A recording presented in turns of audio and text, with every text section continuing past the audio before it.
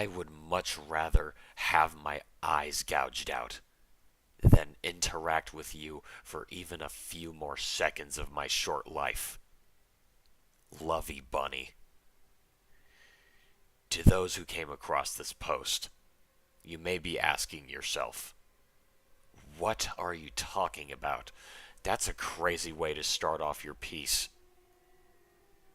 That's because you don't know what you're in for just yet.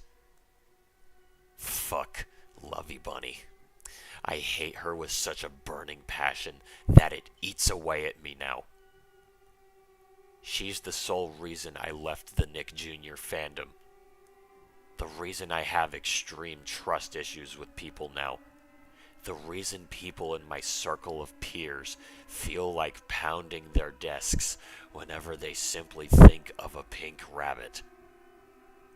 And she had the gall to come back to us under another alt begging for our approval last night. I'm not having it. I didn't think I had to make this, considering that her apology was horrible enough for people to not trust her anymore. But since she still won't leave us alone, I'll have to rub her nose in it. We met Lovey Bunny in a small Google Plus community a few years back.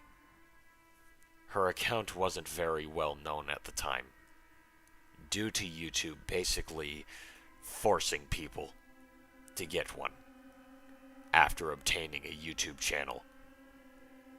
She already wasn't fun to be around, but we stuck around because we thought she simply had bad social skills. She was, admittedly, a pretty good artist. Most of the time, drawing this pink bunny character meant to personify her.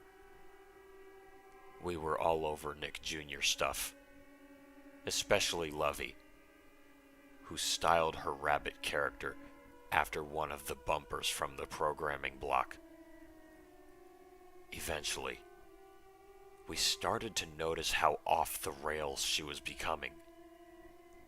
For starters, she'd yell at someone if they dared to make a joke she didn't understand, or if they talked over her by accident for just a small moment. She occasionally posted gore of her character if she felt ever so slightly stressed about simple situations. But for some reason, we didn't catch on yet. Likely because she also branched out to make Nickelodeon horror content. Her YouTube showed plenty of video pastas, as they're called now, that were shittily edited and cliched in their premises, like SpongeBob's suicide, to give an example. Despite the fact she incorporated that wavy, staticky effect on every single video pasta she made, they had some decent artwork done. That wasn't all she did, though. And looking back on her channel, half of it was pretty exploitative. She also did certain comic dubs. Some featured her persona flirting or in seemingly uncomfortable situations with Nick Jr. characters. I do recall one of them featuring Blue from Blue's Clues in a barely anthropomorphic style, having to solve a pink-colored clue without Steve in the house, eventually leading to her making out with Lovey Bunny's OC. My friend group consisted of minors at the time, one of them being me, may I remind you, and most of us were viewers of her channel. She was 25. How do I know this? Let me fucking tell you. A video was posted on her channel at 1 in the morning, titled, taken over by Tegan and was removed the following day. Obviously because Lovey Bunny didn't want to get caught. But it was already too late. We all saw the quivering reality of how she truly acted behind her monitor.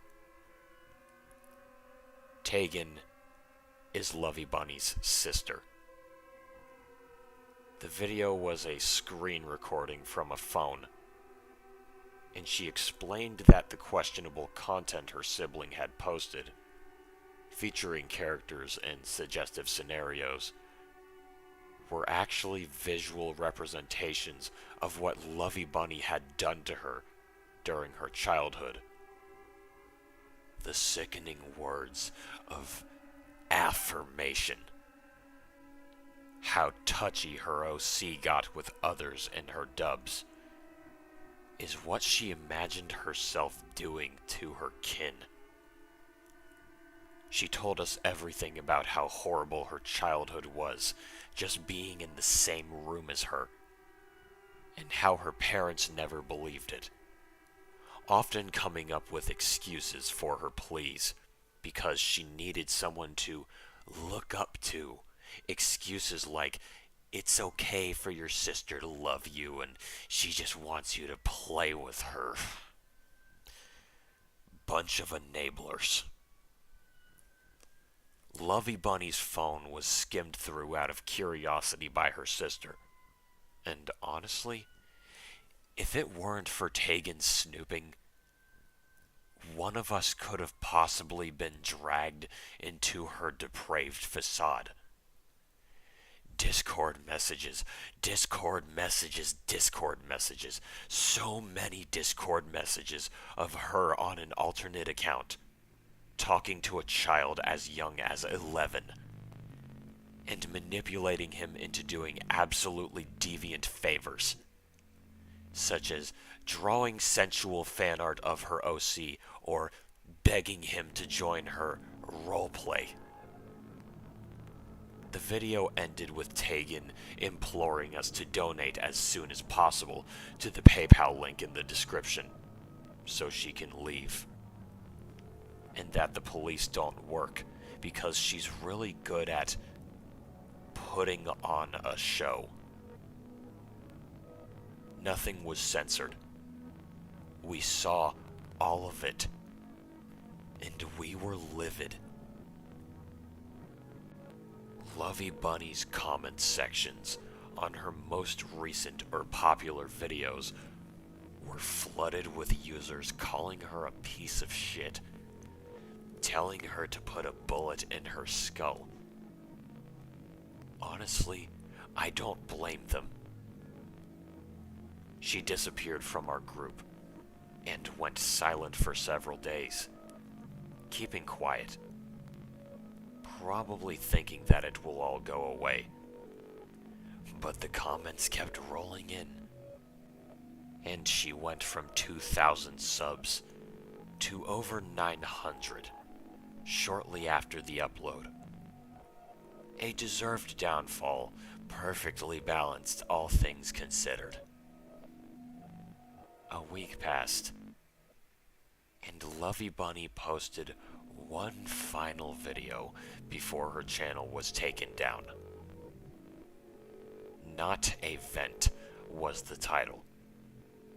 Don't know why she named it that, but it was odds on that she'd make that title in an attempt to come off as mysterious and harrowing.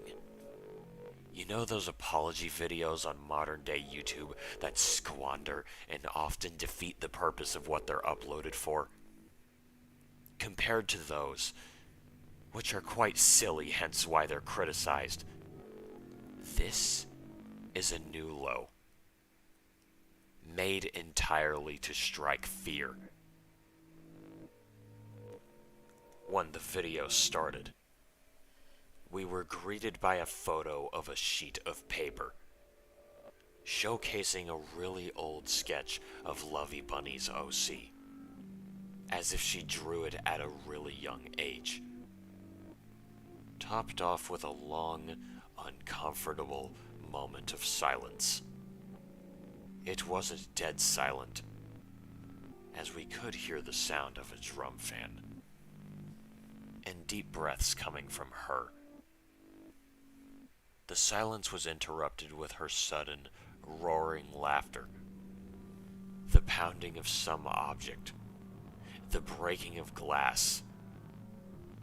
The photo transformed into a video of her hands tearing apart the piece of paper and being crumpled up between her clenched fingers.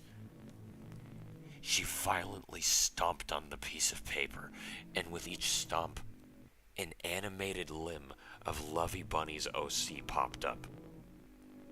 The more stomps she put in, the more limbs connected together, eventually forming a transparent gif of Lovey Bunny shivering while tugging on her ears. This gif would duplicate itself all over the screen until the video of her stomping was unseeable. All of the Lovey Bunnies rip off their ears from the fierce tugging, and the view slowly fades to black and white. Cut to a very fast slideshow of every bit of art she's ever done, some of them being her unblurred NSFW artwork, defaced with swears, insults, and even slurs. The audio sounded like she grabbed a soundbite of people screaming in hellfire and mixed it with her screaming bloody murder over her mic. For the entire slideshow, she was desperately, and I mean desperately, trying to make the viewers pity her. She didn't even try to defend herself, not that I'd want her to anyway. In the background, whilst she was talking, I could make out Tegan sobbing out loud. I stare at my mirror every goddamn day and contemplate putting a nail file in my throat. I project my depression on others like a fucking tightwad. And I can't even go one day without people telling me to chew dirt. I hate you all. I hate myself. I hate my art. I hate everything I stick for.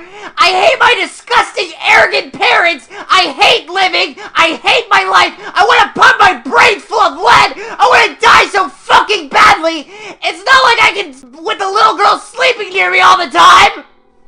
You think anyone would want to come to my funeral? I wouldn't look pretty in my coffin anyway!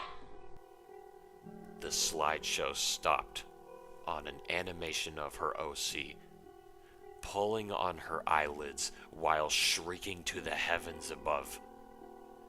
Maggots crawled out of her sockets and infested her body second by second, her fur getting oilier and more unkempt. The audio was composed of her smashing her keyboard while howling at the top of her lungs. And I swear to God, no exaggeration, I heard Tegan cry out for her to stop. Literally 1 second before the non-vent finished. As expected, people in the comments knew what she was pulling and didn't feel bad for her in the slightest. In fact, very rarely did I come across a comment telling her to off herself.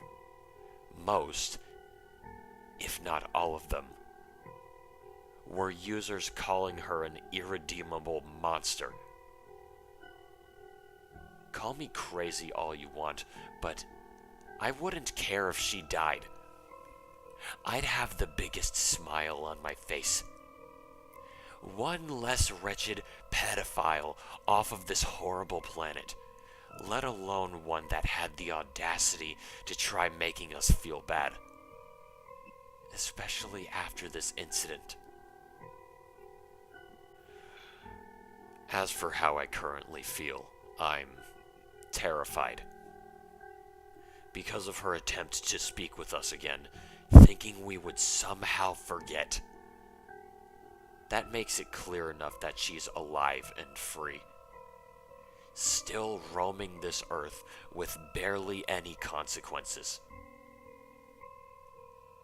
That leaves me asking myself a question I never wanted to bubble up.